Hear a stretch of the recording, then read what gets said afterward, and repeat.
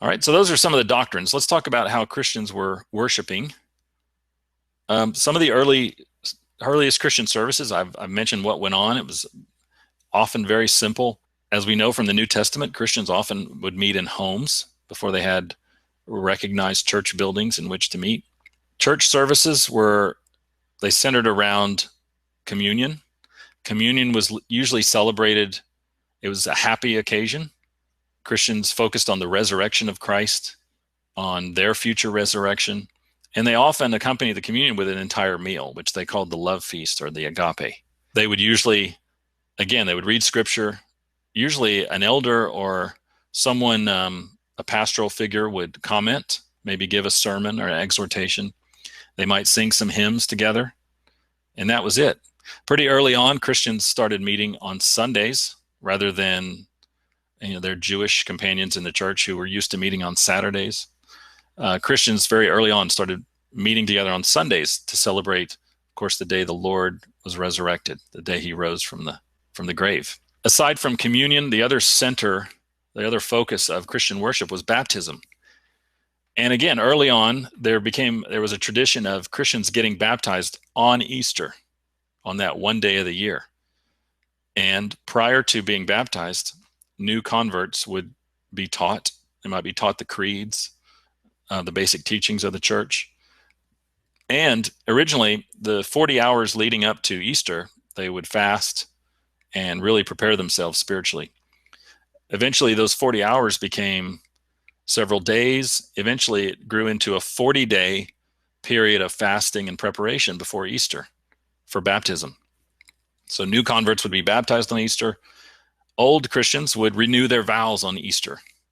So Easter was a really important day. And you might have figured out that that period of preparation is the origins of Lent, which a lot of churches observe nowadays.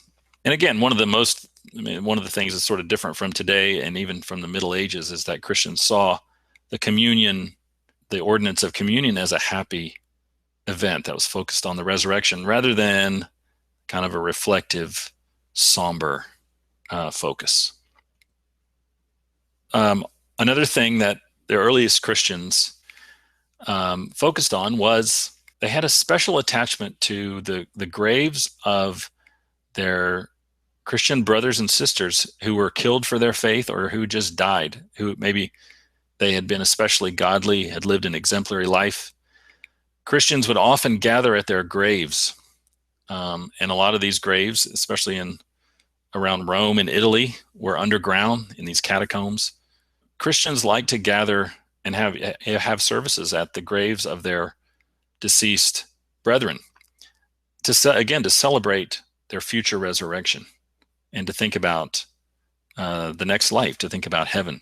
Around the time, the 3rd and 4th centuries, Christians began to really place special emphasis on not just the graves, but the bodies of deceased Christians, especially those who were especially holy or who were killed for their faith. And they attached special status to their remains. And this is where sort of the origin of venerating the relics, what we call relics of dead Christians, their bodies, almost feeling that God gives special powers to their remains to bring healing to those who are near them or gather around them. Helena, who was the mother of Constantine, was a Christian, and she traveled to Palestine, and she claims that she found the original tomb of Christ and the original cross that Christ had hung on. And Helena really helped to promote this idea of taking a pilgrimage to the grave of famous saints, whether of the Bible or saints of the later period after the biblical period, of this adoration of relics, the remains of Christians. She's one of the people who's really responsible for making that popular in the early church. Some of the changes that took place after Constantine, one was that Christians began to congregate in much bigger and nicer buildings. And now that Christianity was getting the sponsorship of the state, a lot more people came into the church from the upper classes, from the socioeconomic classes now that Christianity was acceptable. And again, there's a good side to this and a bad side. Some people felt that this was diluting the spiritual integrity of the church. Christians began to build beautiful, big structures for their churches based on Roman civic buildings, which followed a basilica pattern. I have a diagram of it here. Eventually, there'll be variations made to these, and we'll get Gothic cathedrals in the Middle Ages. But these all go back to ancient Roman architectural design, and a lot of their government buildings had these designs. All right, so again, there is definitely a change before after Constantine and after Christians are tolerated. Within the same century, in the year 381, Christianity will be not only tolerated, but it'll be made the official religion of the empire, so that the emperors will now begin to discourage polytheism and the worship of any other gods. All right, I'm going to say a word or two about monasticism as well. Monasticism is when someone chooses to become a monk or a nun, to basically make a vow to be poor, to give up their possessions, to be celibate, not to marry. That's monasticism. We see people acting in ways that we would characterize as monastic in the earliest years of the church, but it's around the time of Constantine and that we see a big increase in the number of people wanting to live this way as monastics. And some people attribute this to the fact that now that Christians aren't suffering as much, now that they're not being persecuted and killed, there's still a group of Christians who want to pursue God even into suffering and rigorous living. And so now that they can't be killed for their faith, they choose what was called a living martyrdom, right? To deny themselves the pleasures of the flesh and to live in this kind of self-denial as monks.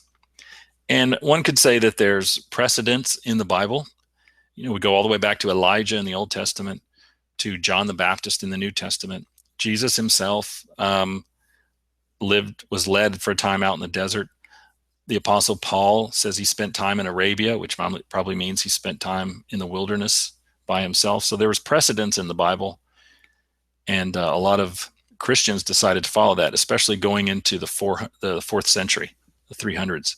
The first monks were solitary. There's two types of monks and nuns. The first ones were solitary, and we call those anchoritic. Later on, Christian monks began to gather in groups, right, to be alone together, so to speak. And we call these cenobitic monks, or communal monks, those who live in monasteries. Monasticism really took off first in North Africa and in Egypt. There was a monastery near Mount Sinai, where Moses had received the 10 Commandments. So there was special spiritual importance attached to the desert. Then it spread through Palestine up into Asia Minor and then west into Europe. And so by the 4th and 5th centuries, there were lots of monasteries even up into Europe, where monks were choosing one of these lifestyles, either anchoritic or cenobitic monasticism. Many of the earliest thinkers and writers in the church, and well into the Middle Ages, are monks or nuns. This, by the way, was one of the means by which women could gain status in the eyes of society. They could become nuns, and they would be trained, they would be educated, and they could become somewhat influential if they were known to be, to have a lot of spiritual authority, to be intelligent. This was an opportunity for women to sort of raise their status.